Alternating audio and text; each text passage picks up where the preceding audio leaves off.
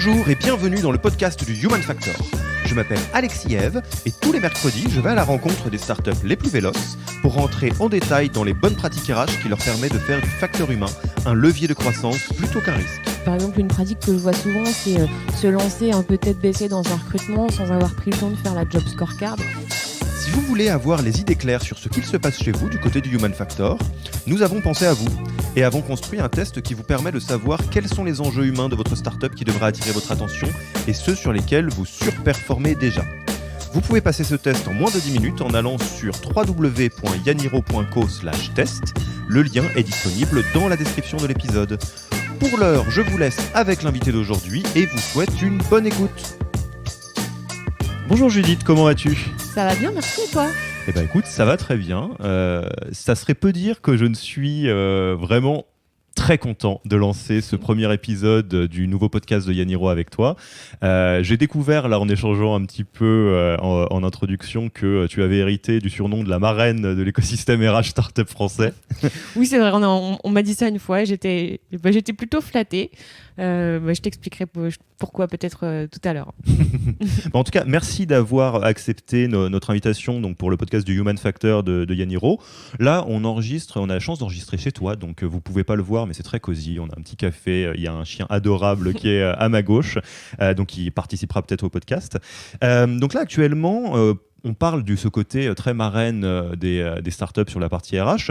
Actuellement, tu es la HR et Talent Manager de Founders Factory et c'est un modèle d'accompagnement des startups parce que donc, la Founders Factory, c'est un startup studio, un accélérateur de startups qui ressemble beaucoup à beaucoup de choses que tu as fait dans ta vie professionnelle, à savoir être en position d'accompagner des startups sur les pratiques RH pour se structurer dans des moments où elles en ont besoin. Donc, tu faisais ça chez First avant.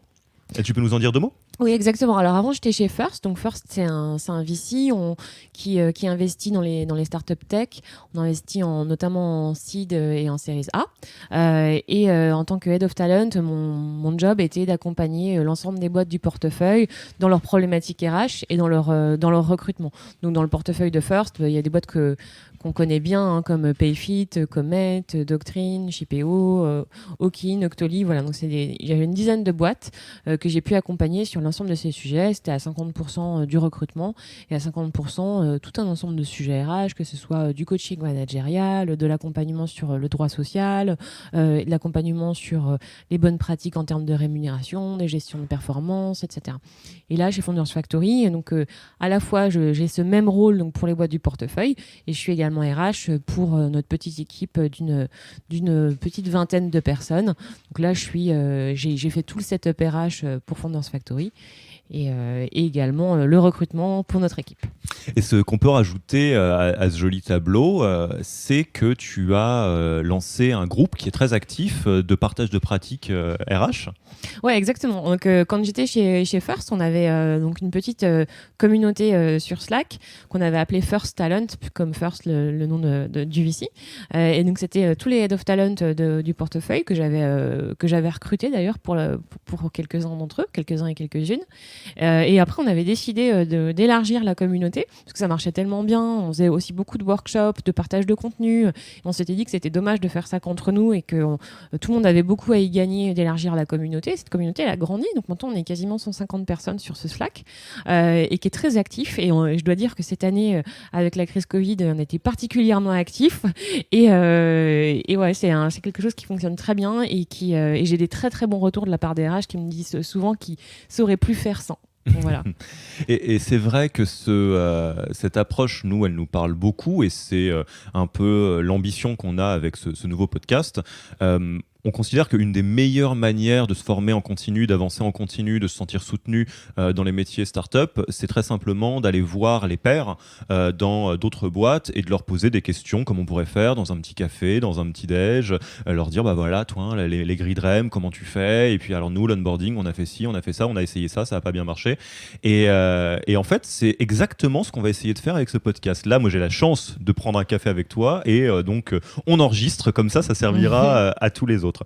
Juste pour me faire une petite idée, à vue de nez, tu dirais que tu as accompagné combien de startups à peu près dans tes différents postes, vraiment d'avoir pris du temps hands-on ou hands-off sur des dossiers RH de startups? Alors là, pas mal, parce que même si chez First, il y avait une dizaine de boîtes avec lesquelles je travaillais, juste avant, donc, parce que First à la base c'était Otium, Otium, donc il y avait Otium Brands, Otium Venture est devenu First, Otium Brands est devenu Utopia, et sur Otium Brands qui est devenu Utopia, on avait d'autres boîtes, on avait Merci Andy, Apic, La Beauté au My Cream, Feed, que tu connais peut-être, qui sont aussi des très belles boîtes côté plus consumer B2C. Et donc c'est des boîtes que j'ai accompagnées également, donc il y avait peut-être une dizaine de boîtes que j'ai accompagnées côté Utopia, une dizaine de boîtes chez First, et là ouais, je dirais 25 startups environ, ouais. Entre 25, un peu, le minimum. Sans compter toutes les boîtes qui ont fait appel à moi à un moment donné parce qu'ils pensaient qu'ils pensaient pas que j'avais l'exclusivité avec le portefeuille de First et qui m'appelaient pour me dire mais moi ce que tu fais avec Payfit et Doctrine, j'aimerais bien que tu le fasses avec nous, comment on fait? Je dis bah non, je travaille pour le VC, je suis pas consultante, mais on voyait qu'il y avait un vrai besoin en tout cas. Alors du coup, l'idée de cet épisode, dans ce fameux café qu'on boit ensemble, ça va être de se pencher sur toi, dans les différentes boîtes que tu as accompagnées, dans les différentes problématiques que tu as vues dans différentes boîtes ou ce qui se passe sur le groupe, d'avoir ton avis un peu sur des fondamentaux RH sur lesquels il faut se pencher quand la boîte commence à grossir, sur des bottes secrètes quelque part qui existent dans certaines boîtes. Voilà, vraiment de faire un petit tour sur les stratégies et chantiers RH qui permettent à des startups de bien se structurer, de surperformer, et de faire un peu du facteur humain, un levier de performance, de réussite, un endroit dans lequel il fait bon travailler, plutôt que de le laisser un peu au hasard, ce qui peut malheureusement arriver. On y va ? Oui, avec plaisir. Et ben alors, la première question, elle est très simple. Dans tout ce que tu as vu, c'est quoi pour toi les fondamentaux RH d'une startup qui doit se structurer ? Par quoi on commence ? Alors, moi, je trouve ce qui est déjà super important, on n'avait pas parlé ensemble pendant notre café tout à l'heure, mais j'y pense maintenant, c'est les process de recrutement. Parce que souvent, en réalité, quand j'arrivais dans les startups, je me rendais compte que les process de recrutement étaient pas si structurés que ça, que même s'ils connaissaient bien la théorie sur le sujet, qu'ils avaient tous lu The A Method for Hiring, qui si vous l'avez pas lu, je vous le conseille. En réalité, par manque de temps et parfois par souci de rapidité, ils appliquaient pas la méthode by the book. Et même si je dis pas qu'il faut appliquer la méthode by the book précisément, mais en tout cas avoir un process de recrutement structuré, travailler sur des job scorecards, évaluer sur la base des compétences les candidats et pas au feeling, poser les mêmes questions à tous les candidats, avoir des grilles d'évaluation qui se ressemblent. Je trouve ça super important. Et j'avoue que ça, c'est un sujet qui, moi, me tient énormément à cœur parce que je trouve qu'il y a peu de structuration des méthodes de recrutement dans les startups encore actuellement, même s'ils sont conscients qu'ils doivent le faire. Et je pense que c'est vraiment un facteur clé de succès. D'accord, donc s'il y a des personnes qui nous écoutent à l'heure actuelle, qui se posent la question et qui peuvent témoigner un peu coupables de ça, ce que je comprends, c'est que sur la partie recrutement, si la structure existe et s'il y a eu beaucoup d'encensement du côté de la méthode Who, etc., c'est pas pour rien, et que toi, avec un œil extérieur, tu as vu se répéter dans des startups le côté de c'est pas si structuré de ça, il y a trop de place au feeling, et que par défaut, il vaut mieux être vraiment dans suivre la méthode Who, quitte à ce que ce soit un petit peu pas très naturel, versus laisser flotter le process, quoi. Ouais, exactement. Après, j'ai fait pour si ça t'intéresse d'ailleurs, et si ça intéresse les personnes qui écoutent ce podcast, j'ai fait une méthode un petit peu plus simplifiée que la méthode Who, que je partage avec les startups. Mais concrètement, par exemple, une pratique que je vois souvent, c'est se lancer un peu tête baissée dans un recrutement sans avoir pris le temps de faire la job scorecard. C'est clairement une mauvaise pratique parce que tu vas te lancer sur un besoin qui est pas forcément le bon. Après, derrière, tu sais pas tellement comment évaluer les candidats. C'est là justement où tu vas laisser la place au biais inconscient et que tu vas évaluer les candidats sur une base de feeling, ce qui n'est pas du tout la bonne méthode d'évaluation. Donc la première étape, c'est déjà se réunir en équipe et travailler sur une job scorecard avec c'est quoi le job, c'est quoi la mission, c'est avec quoi les différentes missions et comment est-ce qu'on évalue quelles sont les compétences dont on a besoin et comment est-ce qu'on évalue ses compétences? Alors ça peut être par des tests, ça peut être par des questions. Et les questions qu'on pose, c'est des questions d'entretien structuré. Donc des questions, pareil, il y a une façon de poser ces questions-là. Hein. C'est pas des questions fermées. C'est des questions qui vont demander au candidat d'aller sur du factuel et qui va vous permettre d'évaluer en fait vraiment très objectivement, en tout cas le plus objectivement possible, les compétences qui sont requises pour le job. Et se baser sur cette job scorecard-là pour évaluer tous les candidats de la même façon. Et ça, c'est des trucs, ça paraît un petit peu, un peu formel comme façon de faire, mais en réalité, c'est la meilleure manière de faire pour un recrutement efficace, puisqu'avoir des entretiens en mode chit-chat et poser des questions qui vous viennent à l'esprit au fur et à mesure de la conversation, c'est quasiment équivalent à recruter de façon aléatoire, quoi. Ça n'a aucune valeur, en fait. Et les tests, pareil, super important de faire des tests. Et c'est pas uniquement pour les tests techniques de dev, c'est sur une fois, j'ai dit à une startup, si ton besoin pour un community manager ou un content manager, c'est que la personne sache bien écrire et fasse pas de faute d'orthographe, ben tu le fais écrire et tu lui fais faire, je sais pas, par exemple un communiqué de presse sur un truc ou un contenu sur un truc, tu le laisses une demi-heure avec un ordinateur et tu regardes ce qu'il a écrit, ce qu'il ou elle a écrit, hyper important. Donc ça va, ou alors la maîtrise d'Excel, pareil, tu fais des petits tests sur Excel, tu prévois ça avant si c'est vraiment un must-have, et ensuite tu te trompes pas, parce qu'après le coût du recrutement est important, et surtout quand il doit faire partir quelqu'un en période d'essai ou bien faire partir quelqu'un plus tard d'ailleurs, ça a un coût également. Donc autant je trouve se mettre tous d'accord sur un process de recrutement qui soit efficace avant même de se lancer dans un recrutement. Et quand tu dis se mettre tous d'accord, dans ton expérience, dans les belles startups que tu as vues, est-ce que tu dirais qu'on est toujours plus ou moins sur un dérivé de la méthode Who, ou qu'il y a vraiment des process qui sont encore plus sur mesure, etc. Non, je dirais que souvent en fait on se réveille un peu tard sur justement la formalisation des process de recrutement, et que oui, pareil, les boîtes qui se mettent à structurer leur process de recrutement se basent sur la méthode Who. Après, c'est pas, comme je disais, c'est pas complètement by the book, parce que faut aussi savoir être un peu souple par rapport à la méthode. Mais en tout cas, oui, c'est le grand principe des job scorecards, d'entretien structuré, de prise de référence à la fin du process, etc. Enfin, en tout cas, les grands principes de la méthode Who. Ouais. Donc là, sur cette première partie des fondamentaux, je reformule un peu, c'est mon job. Est-ce que tu dirais que là, quelqu'un qui se pose un peu la question, la première chose qu'on pourrait lui dire, c'est déjà lis la méthode Who, applique-le plus ou moins vraiment. Tu pourras nous donner peut-être le lien de ton outil, et faites ça, quoi. Et après, faites-le évoluer à partir de là éventuellement, mais faites ça, il vaut mieux être trop structuré que pas assez, quoi. Ouais, exactement. Enfin, je pense que c'est vraiment super important. C'est un gage de qualité aussi dans l'expérience des candidats, je trouve. Enfin, l'expérience candidat. Les candidats, ils sentent bien quand ils sont pas... quand le process n'est pas structuré, s'ils ne savent pas trop quelle va être la suite du process, si les questions qui leur sont posées sont un petit peu dérivées du job en question, etc. Ça, c'est des choses que les candidats peuvent ressentir aussi. Donc avoir quelque chose qui est très carré, où on leur explique dès le départ, le process il va durer, ça va être sur, je sais pas, 5 entretiens, ce qui est déjà beaucoup entre parenthèses.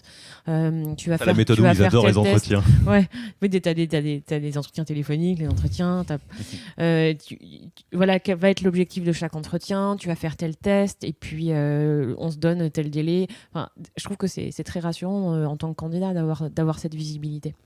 Et alors, c'est ma dernière question sur le recrutement, comme ça on voit les autres fondamentaux. À quel point, selon toi, il faut faire varier le niveau et le processus plutôt de recrutement selon que tu recrutes un stagiaire ou un très haut profil? Qu'est-ce que tu veux dire sur varier le processus ? Ma question, c'est est-ce que, selon toi, la bonne pratique, c'est quand on a un process, on s'y tient, et globalement, que ce soit un profil A ou B dans la boîte, on s'astreint à avoir la même... le côté systématique à chaque fois du process de toutes les étapes, ou est-ce qu'il y a du mou en disant voilà, si c'est un stagiaire ou une stagiaire, on peut y aller un petit peu plus en moins d'entretien parce que c'est beaucoup de temps, et sur un très très haut profil il faut aller encore plus loin, encore plus d'assessment center, des choses comme ça, quoi.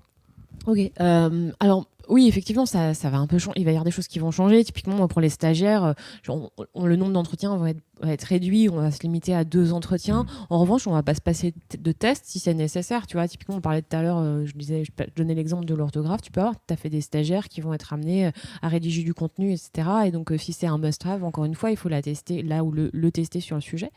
Après, sur des profils plus C-level, tu vas avoir non seulement un peu plus d'entretiens, parce qu'en plus, c'est important, je pense, pour les candidats à un certain niveau de poste, de rencontrer l'ensemble des interlocuteurs, par exemple tout au sein d'une équipe dirigeante. Je trouve ça important. Ils vont peut-être aussi avoir envie de rencontrer les VC pour avoir une vision un peu plus stratégique de la boîte, avoir un autre point de vue aussi sur l'ambition de la boîte, la vision, etc.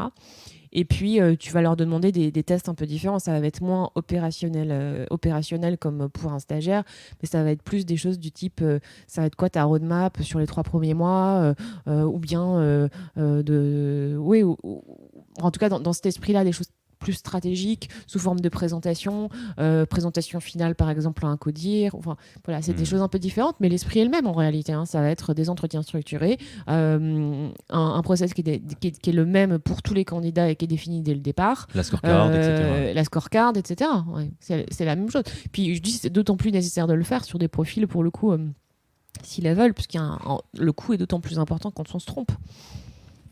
Ok, alors on passe au deuxième fondamental. Qu'est-ce que ce serait selon toi? Donc là, allez, on a fait bien notre boulot, on a structuré le process de recrutement, ça s'est fait un peu dans la sueur et les larmes, mais on y est arrivé. Next in line. Alors moi, un sujet qui me tient énormément à cœur aussi, c'est la formation des managers.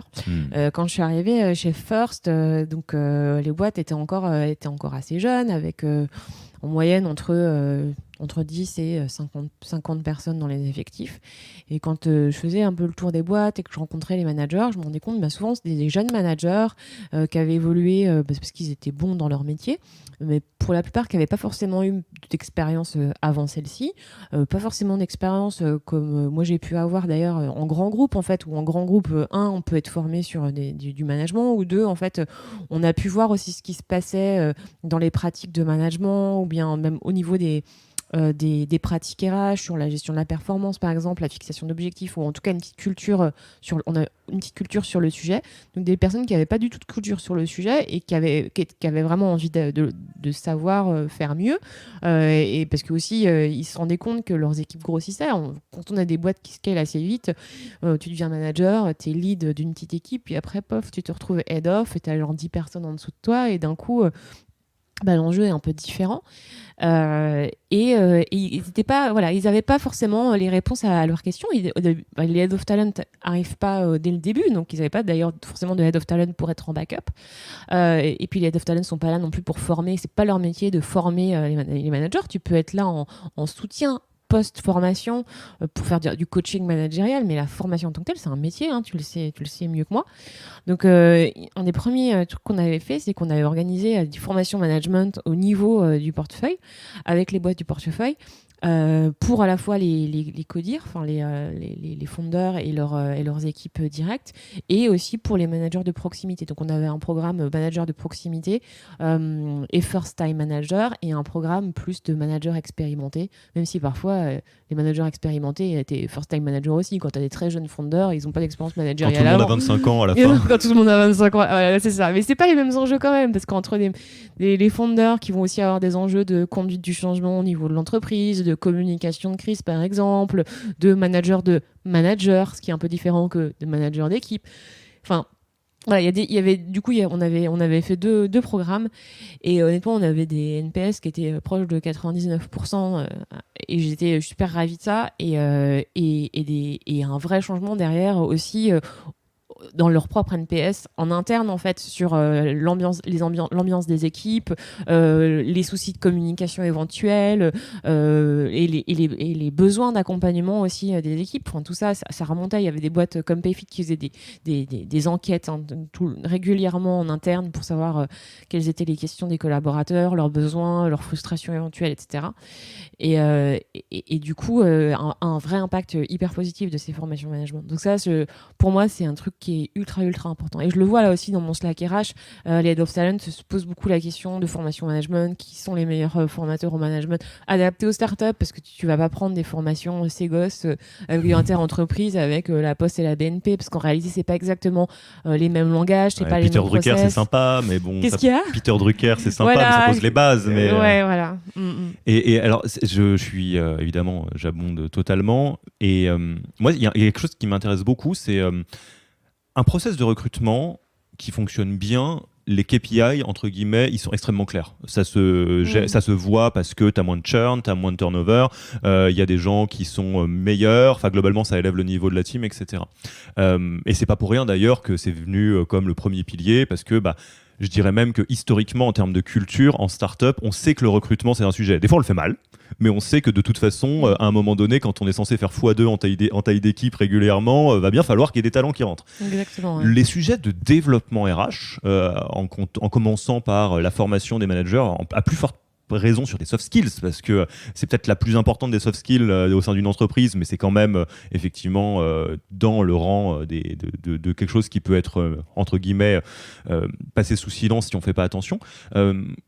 Comment tu mesures, toi qui as vu l'avant-après, à quoi ça ressemble l'impact d'une boîte qui est passée de le management, on fait ça un peu à la va comme je te pousse et au charisme des uns et des autres et on espère que ça va bien se passer, à non, à chaque fois qu'il y a des managers qui rentrent, on les forme bien et après, voilà, ça structure la boîte. Toi, c'est quoi l'impact d'une bonne formation des managers sur le développement de la boîte ? Ça se voit où ? Comme je te disais déjà, ça se voit aussi au niveau des retours des collaborateurs. Enfin, tu vois, de leur, tu me parlais de churn, c'est la même chose. C'est-à-dire, si t'as une mauvaise communication dans l'équipe, si t'as aucune visibilité sur tes résultats, l'évaluation de ta performance. Puis un certain nombre de sujets, si les crises sont mal gérées, si les conflits sont mal gérés, tout ça c'est aussi des rôles des managers, les gens vont partir en fait. Donc déjà tu vas avoir ça. Et puis probablement aussi des résultats économiques, enfin business. Tu vois, une équipe qui est bien managée.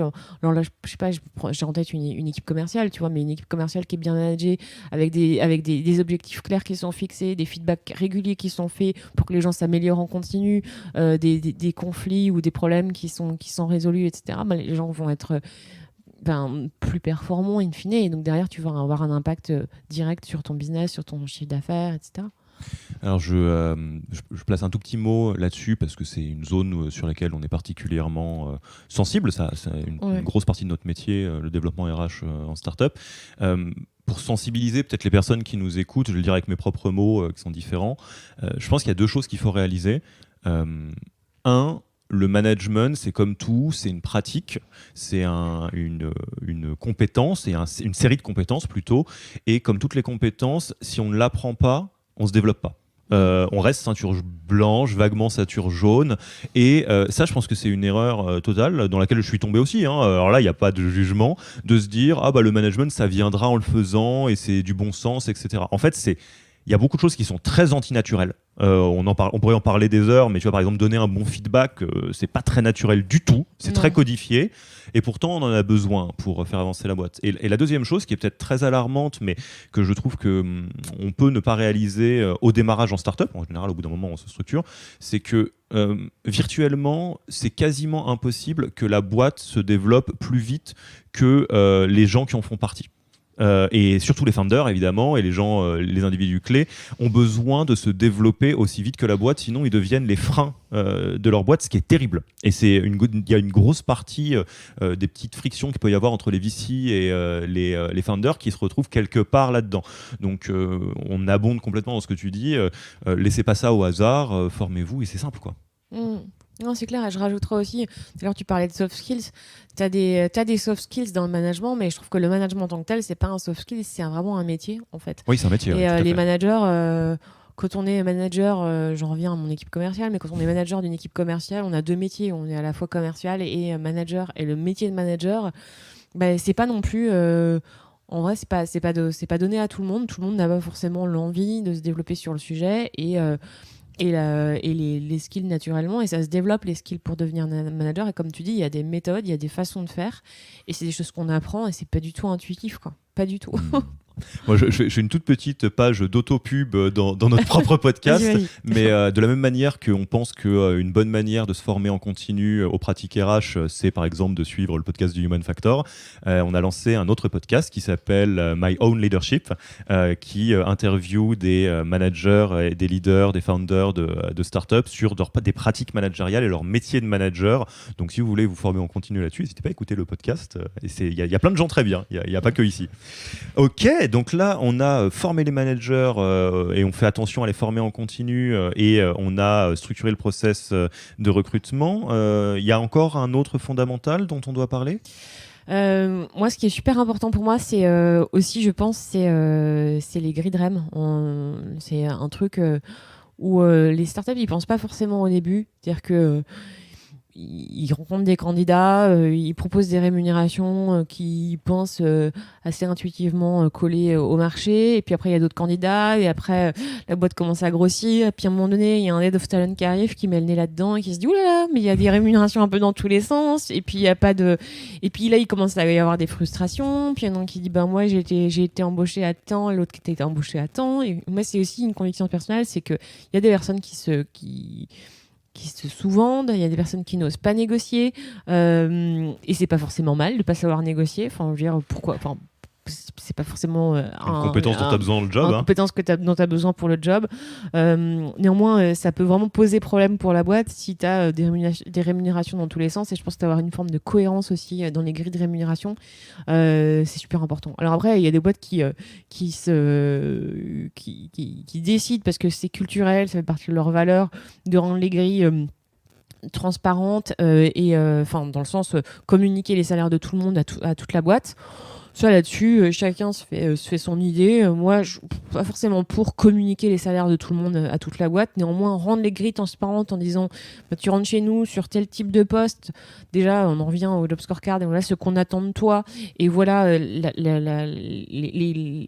fourchettes en fait de rémunération au sein desquelles tu vas pouvoir évoluer d'ailleurs chez nous, quoi, sur ce job-là.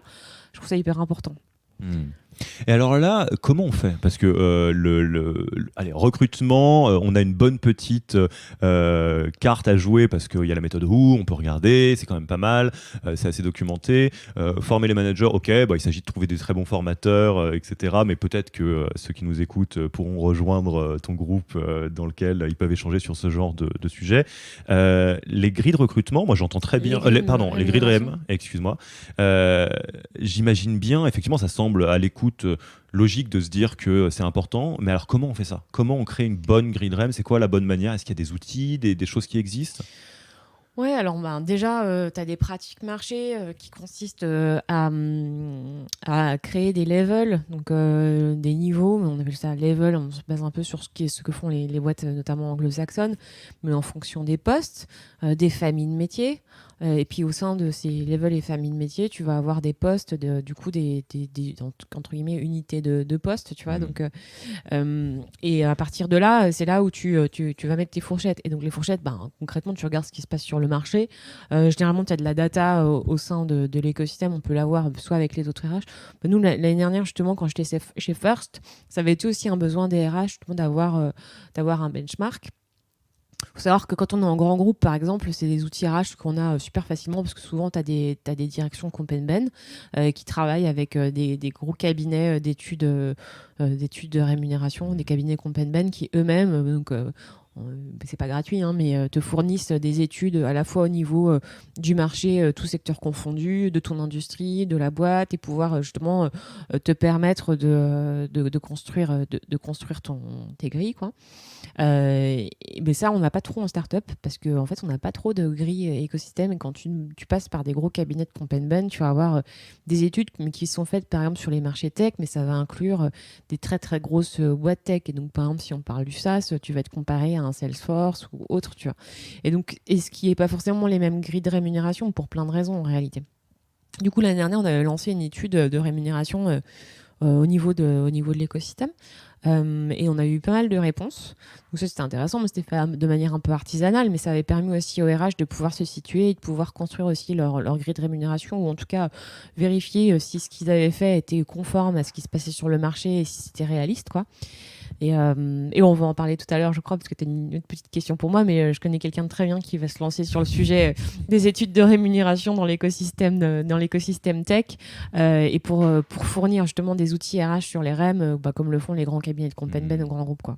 Et il y a la grille, enfin la petite enquête que vous avez faite, elle est publique, elle est trouvable, on peut la mettre en description? Non, elle n'est pas publique. Après, je pourrais l'envoyer aux personnes qui le souhaitent. Après, c'est vraiment très artisanal et on s'était nous-mêmes heurtés en le faisant à des soucis du type, toi, sur certaines familles de métiers, on s'était rendu compte que c'était aussi difficilement comparable entre certains types de boîtes. Je donne un exemple. Le Customer Success, en SaaS, c'est très spécifique. Le Customer Success, dans une boîte comme ManoMano, on avait mis une famille de métiers Customer Success, donc c'est service client. Les services clients chez ManoMano, c'est pas la même chose que le Customer Success chez Payfit. Et c'est très peu comparable en réalité. Donc on avait, et j'avais rajouté d'ailleurs dans les résultats de l'étude, toutes ces limites-là en fait sur certains métiers. Mais en réalité, ce qui était le plus comparable, c'était les devs. Parce qu'en fait, les devs, bon après tu mettais, on avait quand même des subtilités. On avait mis donc dev front, dev back. On avait aussi fait des distinguos sur certaines technos, parce que ça c'est important chez les devs. En fonction des technos, tu vas pas avoir la même valeur sur le marché. Mais après, les fonctions support, c'était assez comparable aussi pour le coup. Mais pareil, les C-level, c'est difficilement comparable. On me demande souvent comment est-ce que tu rémunères, je sais pas, ton VP product. Un VP product. En fait, un VP product, en fonction de. Tu es une boîte de 50 et tu l'appelles VP product, ou tu es une boîte qui fait déjà 500 personnes et tu l'appelles VP product, en fonction que tu es en SaaS, en enterprise software, ou bien sur du web, ça va pas être la même chose en réalité. Et donc, tout ça, il y a pas mal de paramètres à prendre en compte. Et moi, c'est pour ça que je trouve ça hyper intéressant de discuter avec des boîtes qui te ressemblent, tu vois, pour comparer les pratiques, qui te ressemblent vraiment, tu vois, sur à la fois le secteur d'activité, la taille de structure, et puis, voilà, je trouve que c'est aussi très bien qu'on commence à avoir dans l'écosystème des personnes qui se spécialisent sur le sujet et qui vont pouvoir apporter justement le côté très professionnel, comme on peut avoir sur les formations au management ou bien sur les process de recrutement, parce que c'est un peu un truc qui manque pour le moment.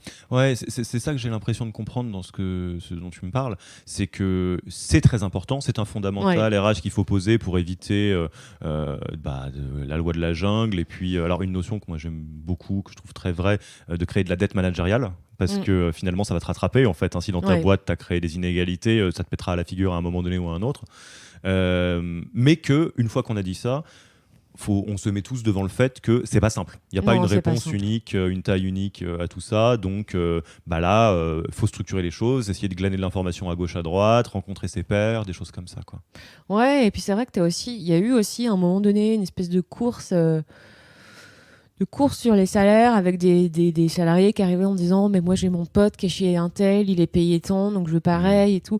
Et donc c'est pour ça aussi qu'à un moment, c'était ça l'idée de l'étude qu'on avait faite l'année dernière, c'était de se dire partageons nos data, partageons nos salaires. Et honnêtement, ça avait été assez incroyable, parce que du coup moi j'avais l'idée ce projet-là, et j'avais des boîtes qui faisaient même pas partie du portefeuille de First, qui m'avaient envoyé tous leurs fichiers de salaire, quoi. Tous leurs fichiers de salaire. Donc du coup, évidemment, c'était ultra confidentiel, donc j'ai gardé ça. Même les autres participants n'avaient pas accès à ces données, et c'est moi qui m'étais occupé de data cruncher toutes ces données-là. Mais donc l'idée, c'était derrière, je pense qu'il y a un vrai besoin d'avoir des outils, et que les RH, les talents vont aussi être très prompts à partager leurs données pour pouvoir s'aider, en fait, s'entraider. Ça va un peu dans le sens aussi de notre communauté RH en réalité. C'est que des fois on est un peu seul dans son coin pour faire face à des sujets en fait auxquels tout le monde fait face dans son coin, et donc on est plus fort à plusieurs, et donc notamment sur ces sujets-là, comparons. Et puis l'idée, c'est pas derrière d'utiliser les données à mauvais escient en se disant tiens, mon concurrent il paye les longtemps, donc je vais mettre la fourchette du dessus. C'est pas ça, faut qu'on soit à faire. L'idée, c'est plus de créer des grilles à l'échelle de l'écosystème qui soient équitables et qui donnent aussi des bons outils pour les boîtes, quoi, encore une fois, comme les grands groupes le font à leur niveau, quoi. Alors, on va arriver un peu vers l'atterrissage de cette discussion. C'est très important là, d'avoir pu partager ces 3 fondamentaux. De toutes les boîtes que tu as vues, avant qu'on arrive vraiment aux questions de fin d'interview, est-ce qu'il y a une pratique RH qui est un peu exotique ou un fondamental qui était un fondamental pour la boîte mais que tu n'as pas beaucoup vu, enfin, un peu une silver bullet ou une botte secrète, enfin, quelque chose qui t'a particulièrement marqué, que tu as envie de nous partager là pour justement les auditeurs, les RH, les founders, mais peut-être les VC qui nous écoutent et qui ont envie de se poser les questions de comment est-ce qu'on peut créer des pratiques ou des chantiers RH qui font une vraie grosse différence auxquels on ne penserait pas forcément. Après, c'est compliqué parce que c'est vrai qu'on parle beaucoup d'innovation RH, etc. Des trucs un peu super exotiques. Je me méfie un peu. Je suis assez classique dans mon approche. Je pense que des fois. Alors plutôt qu'exotique, vraiment à fort impact, on va dire. Qu'est-ce qui a un impact qui est extraordinaire une fois que tu le mets en place Tu vois, c'est un truc chez Comet, Comet donc qui faisait partie du portefeuille First, et un truc qui marchait super bien et où moi, j'avais même des doutes au début. Il faisait, mais je me suis trompée. Il faisait des journées d'immersion en fait en fin de process. Mais c'était même 2 jours d'immersion. Il faisait 2 jours d'immersion avec les candidats en fin de process. Donc les candidats, ils devaient poser 2 jours pour venir au sein de Comet à la fin du processus de recrutement, alors qu'une offre n'avait pas encore été faite. Et il passait donc 2 jours avec les équipes. Il voyait un certain nombre de collaborateurs en interne. Il faisait des déj. C'était aussi l'occasion. Et c'était pas totalement aléatoire ce truc-là. C'était organisé. Il y avait une personne qui s'occupait à la fois de ces journées d'immersion et à la fois de l'onboarding. Parce que pareil, l'onboarding était super bien cadré. Et je trouvais que ça avait un super impact parce qu'en réalité, 100% des offres étaient acceptées derrière. Et ça demandait aux candidats de se bouillir un peu dans le process de recrutement.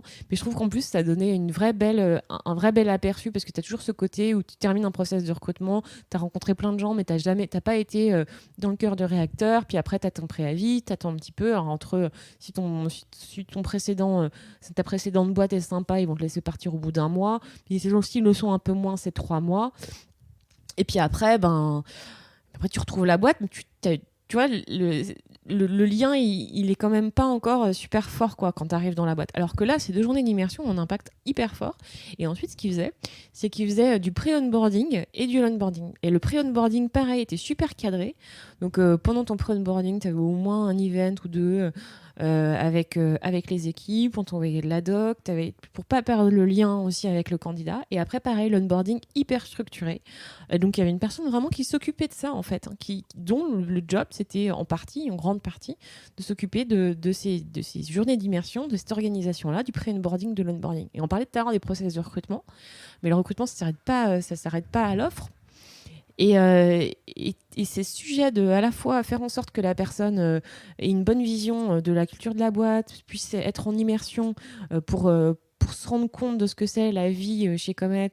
Ensuite, ne pas lui lâcher la main pendant cette période de préavis chez son précédent employeur, lui faire continuer à communiquer avec lui ou avec elle, et ensuite bien préparer son arrivée. Je trouvais que c'était une super pratique. Et j'ai vu très peu de boîtes, enfin c'est la seule boîte que je connais qui va aussi loin sur ces pratiques-là. Alors ce qui est incroyable, alors j'avais jamais entendu parler de cette pratique et je la trouve assez enthousiasmante. En fait, c'est vraiment de refaire le pont entre le dernier chapitre de la partie recrutement et le premier chapitre de l'onboarding. Ouais, c'est de dire il y a une expérience candidat qui va se transformer en expérience collaborateur et on prend soin de ça. Ouais, exactement. Incroyable. Écoute, je pense qu'on va arriver tranquillement à la fin de cette interview. On a des petites questions de fin d'interview qui sont assez classiques, mais qui sont assez importantes. Déjà, comment est-ce qu'on peut te contacter ? Il y a quelqu'un qui a envie d'en savoir plus, typiquement sur les outils qui ne sont pas publics et qui a envie de te contacter. C'est quoi le meilleur canal ? Alors, je te dirais bien mon compte LinkedIn, mais la petite anecdote de la journée, c'est que mon compte LinkedIn a été restreint ce matin, et donc ça c'est un peu bad news, mais on verra ce que ça donne. On prend le pari qu'au moment de l'épisode, on prend le pari qu'au moment de l'épisode, tout ira bien. Donc il y a mon compte LinkedIn, et sinon il y a mon mail que je pourrais te donner. On le mettra dans la description. Voilà, de l'épisode. exactement, mon mail personnel. Et je réponds toujours moi pour le coup quand on m'envoie des messages. Ensuite, parmi les ressources que tu utilises, quel livre, podcast ou blog tu recommanderais aux auditeurs ? Alors, il y a un livre, tiens, regarde, il est juste derrière toi, que je t'avais sorti, que j'aime beaucoup. Alors, c'est en anglais, je suis pas sûre qu'il ait été traduit en français. C'est Rules de Laszlo Bock, qui était donc l'ancien DRH de Google. Et c'est un bouquin que j'adore. C'est un bouquin donc, qui était sur toutes les best practices RH de Google. Alors, je dis pas que Google est le référentiel absolu. Mais typiquement, tout à l'heure, on parlait de recrutement. Et il y a un passage que j'adore, en fait, où il écrit notamment que ça pourrait être très marrant de dire en entretien quelle est la chanson qui décrit le mieux ton éthique de travail, mais qu'en réalité, c'est ce genre de question qui va comment dire, activer tes biais, et que ça n'a jamais été prouvé que tu serais meilleur dans un job en ayant bien répondu à cette question. Et derrière, il explique un peu ce que j'expliquais tout à l'heure sur les process d'entretien, enfin les process de recrutement et l'importance d'avoir ces process de recrutement hyper structurés.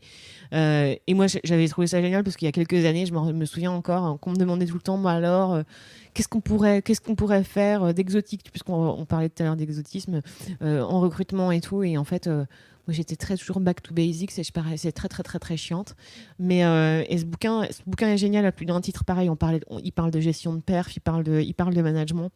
Et c'est un peu tout est basique RH, mais qui sont super importants. Et pour le coup, c'est partie des bouquins que moi je recommanderais à fond. Donc pareil, je te donnerai le lien si tu veux. Allez, avec grand plaisir. Et alors, je réagis sur ce que tu viens de dire. À bien des égards, je pense qu'un biais qui existe dans l'écosystème startup et innovation en général, et c'est normal, il faut juste en avoir conscience, c'est qu'on se dit que parce qu'on apporte quelque chose de nouveau dans un produit, un service ou quoi que ce soit d'autre, il faut innover partout. Alors que dans beaucoup de cas de figure, il y a des choses extrêmement bien qui existent, il y a des gens très intelligents et très experts de leur sujet qui ont construit des choses impeccables, et utilisons-les. Ouais, je suis complètement d'accord. Mais je pense qu'on en revient un peu quand même. C'est vrai. Et c'est une bonne chose. Alors, ma question préférée, tu la connais, c'est vraiment l'ADN de ce podcast dans cette question.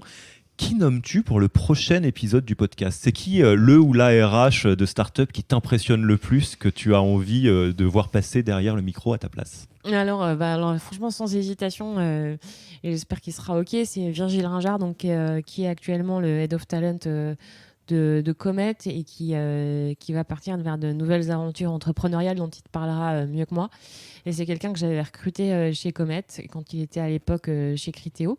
C'est lui notamment qui a mis en place tout ce dont j'ai parlé sur certaines pratiques chez Comet, certaines pratiques innovantes RH. Et c'est quelqu'un que j'apprécie beaucoup aussi pour ses qualités humaines, et qui est pour le coup vraiment pour moi un exemple et un modèle RH à suivre. Et voilà. alors, c'est quoi la question que tu veux que je lui pose ? S'il accepte, il acceptera ou pas, mais... S'il accepterait de bosser avec moi un jour. Très bien, le message sera passé. Écoute Judith, je te remercie beaucoup pour ton temps, et je te dis à très vite, à bientôt. À très vite, merci beaucoup Alexis. Merci d'avoir écouté cet épisode. S'il vous a plu et que vous ne voulez rater aucun nouvel épisode, abonnez-vous à la newsletter en allant sur le site www.yaniro.co. Et à mercredi prochain pour le prochain épisode.